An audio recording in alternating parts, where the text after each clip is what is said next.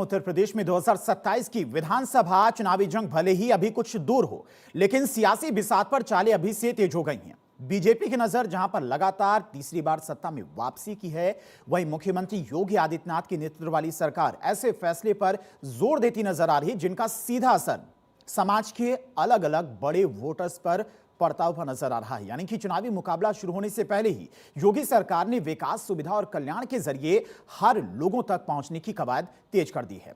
रक्षाबंधन से पहले मुख्यमंत्री योगी आदित्यनाथ ने 60 साल से अधिक उम्र की महिलाओं के लिए यूपी रोडवेज की बसों में मुफ्त यात्रा का बड़ा ऐलान किया है।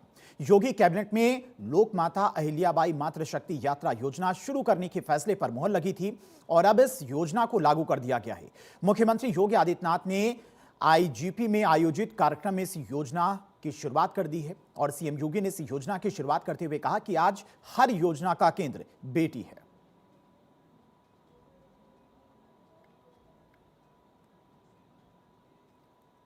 अवसर पर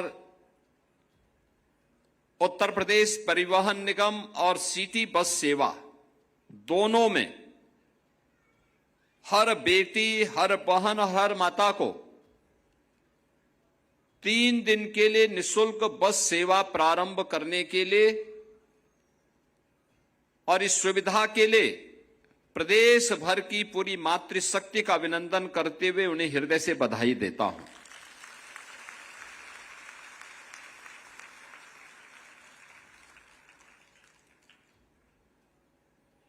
और 29 के बाद 60 वर्ष की कोई भी महिला जो उत्तर प्रदेश की वासी हो, अपना वोटर आईडी कार्ड दिखा करके या आधार कार्ड दिखा करके इस यात्रा का लाभ ले सकती हैं। उनसे कोई भी किराया नहीं लिया जाएगा। ये 2 प्रकार की सेवाएं आज एक साथ प्रारंभ हो रही हैं। अब इसे सिर्फ एक सरकारी सुविधा के तौर पर नहीं देखा जा रहा है, बल्कि प्रदेश की बुजुर्ग महिलाओं तक सीधे पहुंचने वाली एक ऐसी पहल के तौर पर देखा जा रहा है जिसका राजनीतिक संदेश भी काफी बड़ा है। बीजेपी जिस आधी आबादी को अपने पक्ष में मजबूत करने की रणनीति पर लंबे समय से काम कर रही है, उसके बीच यह फैसला सरकार की पकड़ और मजबूत करने की कोशिश के तौर पर भी देखा जा रहा है। लेकिन कहानी सिर्फ महिलाओं तक सीमित नहीं है। योगी सरकार की नजर यूपी के युवाओं और विकास के बड़े एजेंडे पर भी है। प्रयागराज से हरिद्वार तक तेज और एक्सेस कंट्रोल कनेक्टिविटी विकसित करने के लिए गंगा एक्सप्रेसवे को हरिद्वार तक विस्तार देने के प्रस्ताव को मंजूरी मिलना इसी बड़े विकास मॉडल का हिस्सा है। सरकार का कहना है कि बेहतर कनेक्टिविटी से व्यापार बढ़िया होगा, पर्यटन और औद्योगिक गतिविधियों को भी बढ़ावा मिलेगा। इसके साथ रोजगार के नए अवसर भी पैदा होंगे। यानी एक तरफ सामाजिक कल्याण की योजनाओं के जरिए सीधे आम लोगों को राहत देने की कोशिश है, तो दूसरी तरफ बड़े इंफ्रास्ट्रक्चर प्रोजेक्ट के जरिए भविष्य के रोजगार और विकास की तस्वीर भी पेश की जा रही है।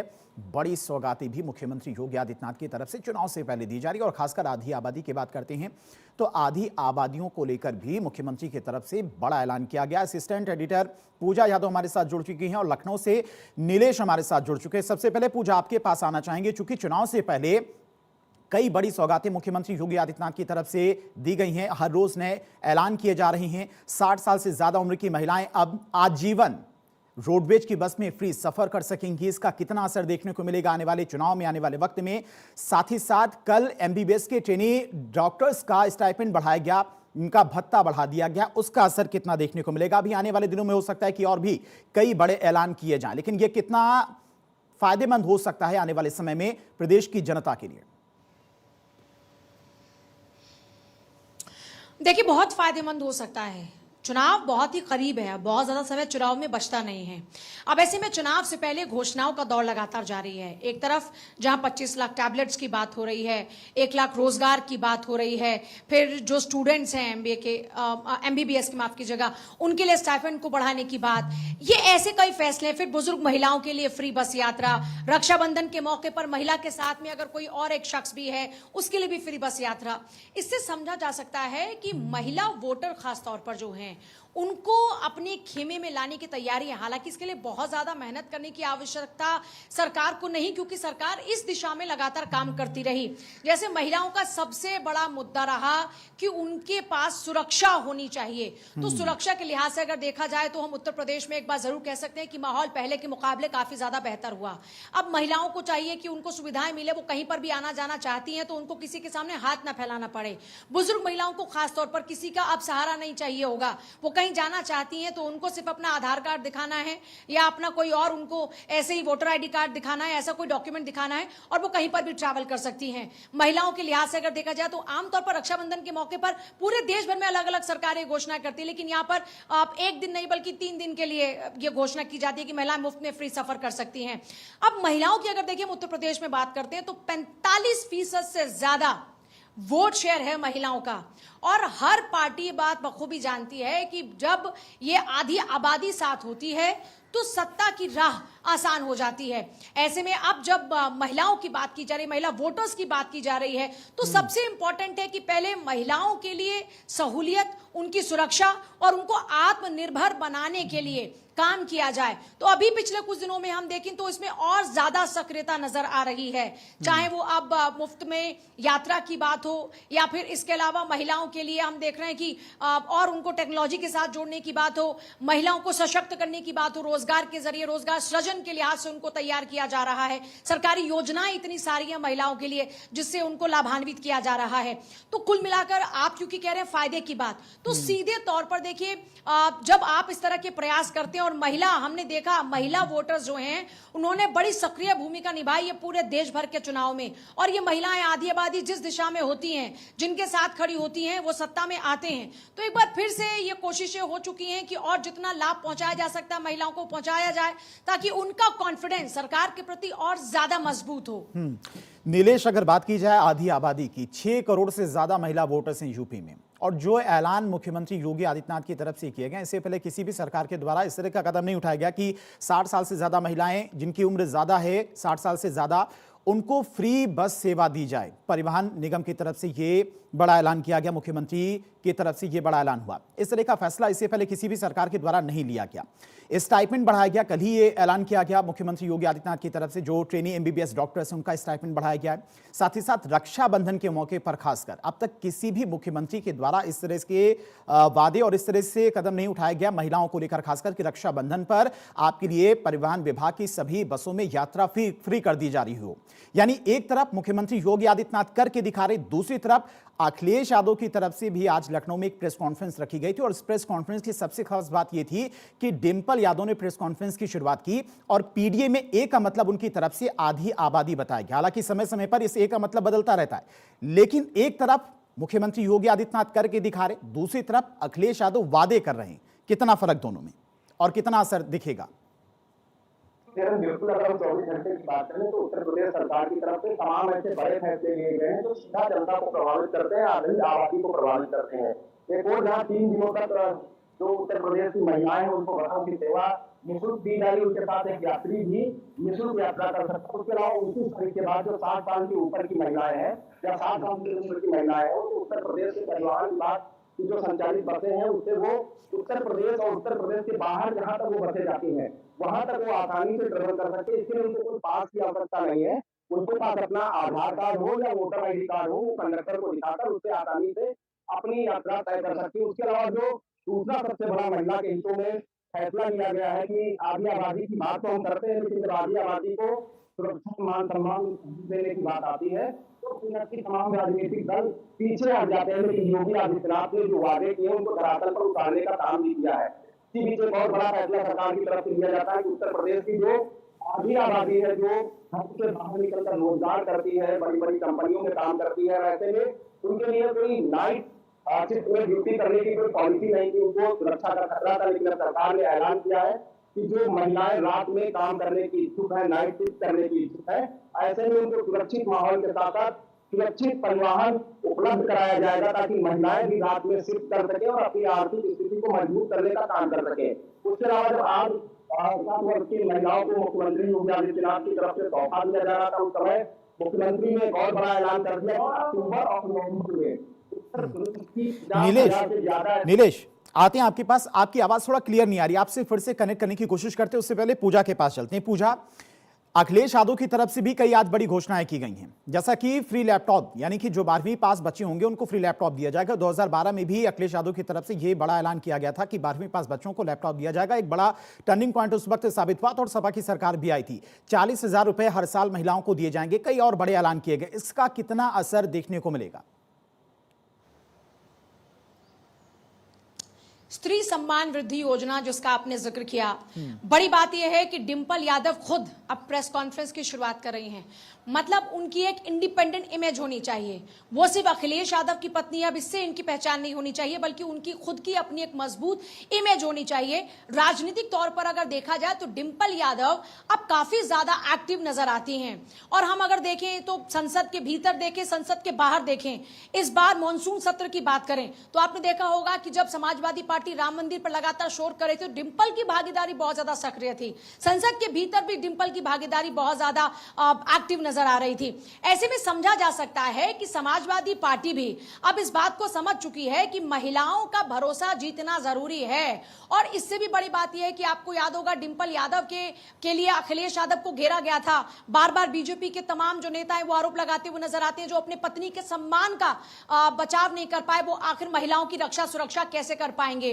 तो ये उसका एक जवाब भी हो सकता है कि डिंपल यादव को आगे रखा जा रहा है। डिंपल यादव की अपनी एक इंडिपेंडेंट इमेज बनाई जा रही है कि डिंपल यादव अब किसी के सहारे या किसी के पीछे नहीं, बल्कि डिंपल यादव अब आगे चल रही हैं, बराबरी में चल रही है, कि ये मैसेजिंग देने की कोशिश की जा रही है। फिर जब बात की जाती है कि 40,000 रुपए दिए जाएंगे और लैपटॉप दिए जाएंगे, तो समझा जा सकता है कि इसका बेनिफिट आमतौर पर चुनाव में लेने की कोशिश की जाती है।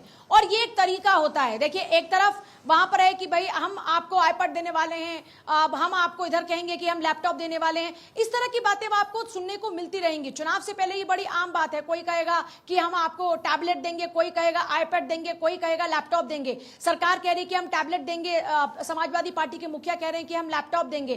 तो इससे आधी आबादी की जो भूमिका है, जो उपयोगिता है, उसको बखूबी समझा जा सकता है। आपने खुद भी इस बात का जिक्र किया कि 6 करोड़ से ज्यादा महिला वोटर्स हैं। एक तरफ 45%, आप सोचिए 45% क्योंकि महिला वोटर हैं। तो समाजवादी पार्टी को भी ये समझ में आ चुका है कि इन महिलाओं का साथ आपको बड़ा जरूरी है। पर एक बड़ी प्रॉब्लम आती है समाजवादी पार्टी के साथ में, वो है महिला सुरक्षा। हम पिछले चुनाव की बात करें या उससे पिछले चुनाव की बात करें तो ये महिला सुरक्षा का जो मुद्दा है वो बड़ा इंपॉर्टेंट रहा। और इस महिला सुरक्षा के कारण से अखिलेश यादव को खासतौर पर महिलाओं का भरोसा जीतना होगा कि वाकई क्या आप महिला सुरक्षा के प्रति संजीदा हैं, आपकी क्या स्ट्रैटेजी रहेगी महिलाओं की सुरक्षा के लिए, महिलाएं अपने घर से बाहर निकल पाएं, ये आप क्या सुनिश्चित कर पाएंगे।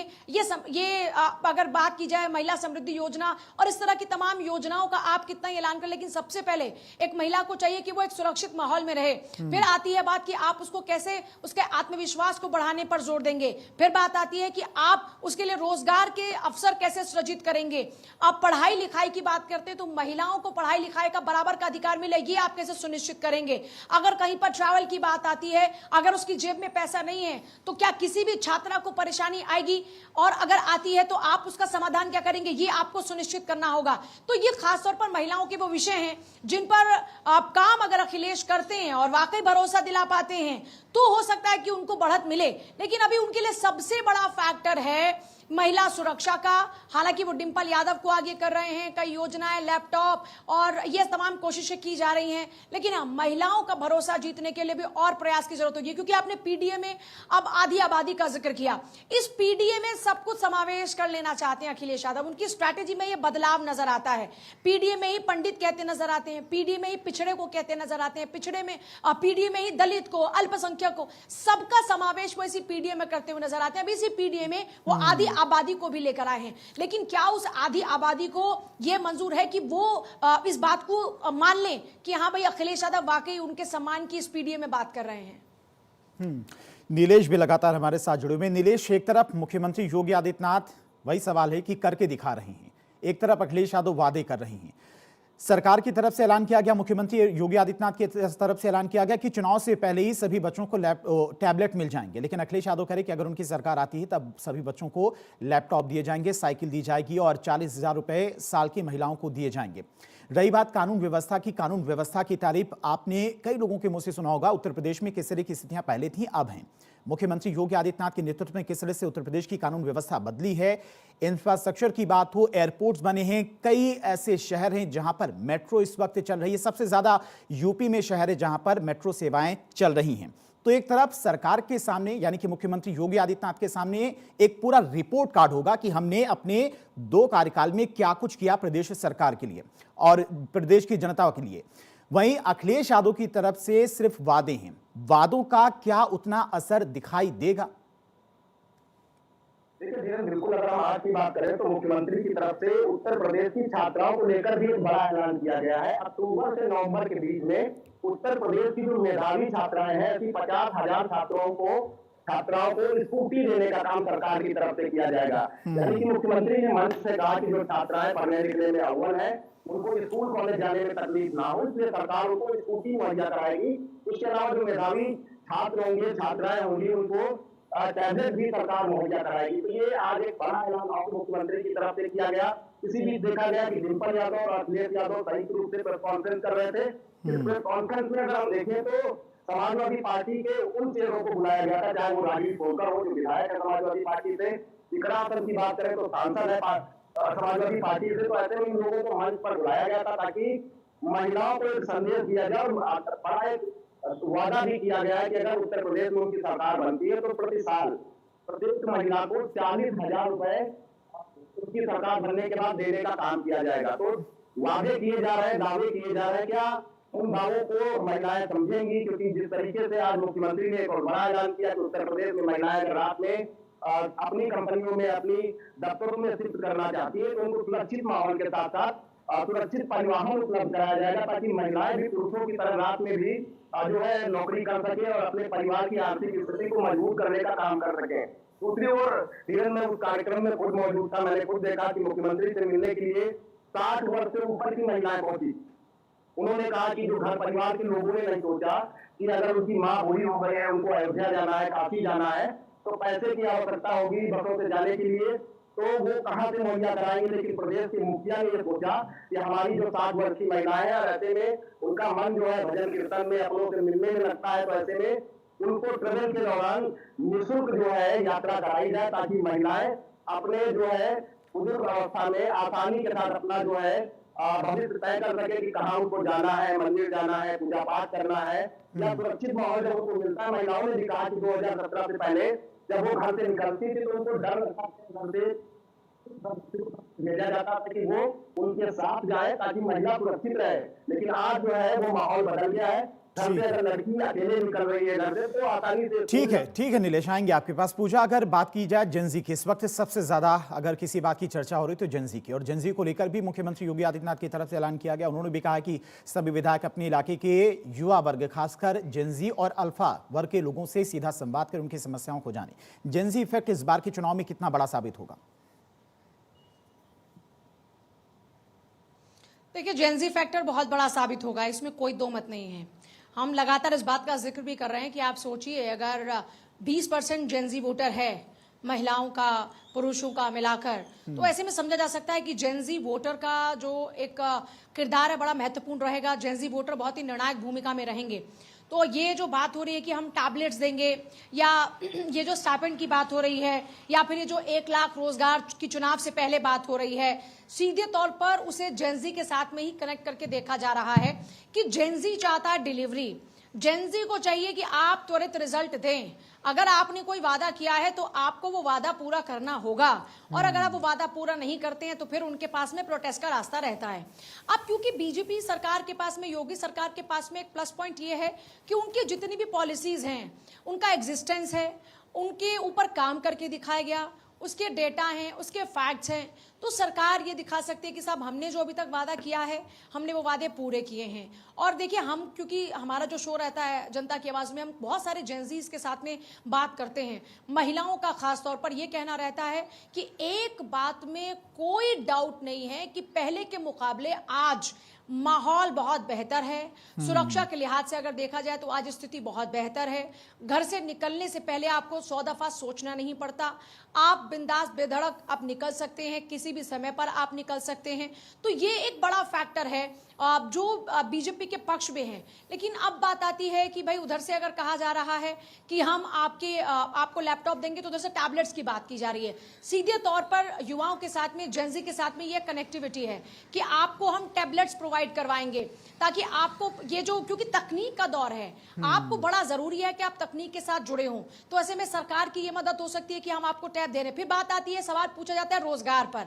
तो रोजगार को लेकर, शिक्षा व्यवस्था को लेकर ये कहीं ना कहीं उसका एक ये कह लीजिए कि एक जवाब के तौर पर ढूंढा जा रहा है कि हम देखिए आपको रोजगार की गारंटी भी देते हैं, हम आपको टैबलेट भी देते हैं, हम आपकी सुरक्षा का जिम्मा भी लेते हैं।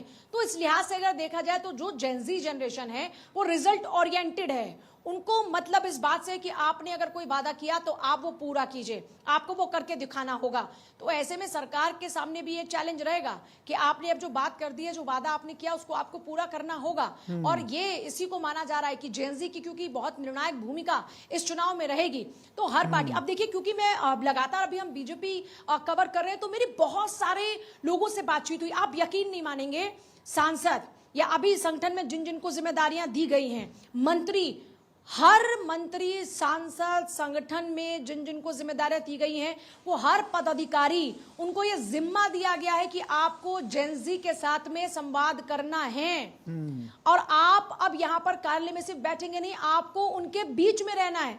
तो आप इससे संजीदगी को समझ सकते हैं कि जेनजी की उपयोगिता को समझते हुए एक तरीके से जेनजी तक पहुंचने की जो शुरुआत हुई है, बिल्कुल सीधे तौर पर और जेनजी एक बड़ा फैक्टर पूजा साबित भी होगा और जेनजी कनेक्ट भी फील करता है। मुख्यमंत्री योगी आदित्यनाथ ने जिस तरह से उन्होंने प्रदेश का एक इंफ्रास्ट्रक्चर खड़ा किया है, रोजगार लोगों को दिया है, मेट्रो सिटी कई शहरों में है, लगातार उत्तर प्रदेश प्रगति के पथ पर आगे बढ़ रहा है, तो जेनजी इन कामों को सराह भी रहा है और कहीं ना कहीं मुख्यमंत्री योगी आदित्यनाथ के कामों की प्रशंसा भी करता है, खासकर कानून व्यवस्था के जो बुलडोजर एक्शन होता है उसको लेकर।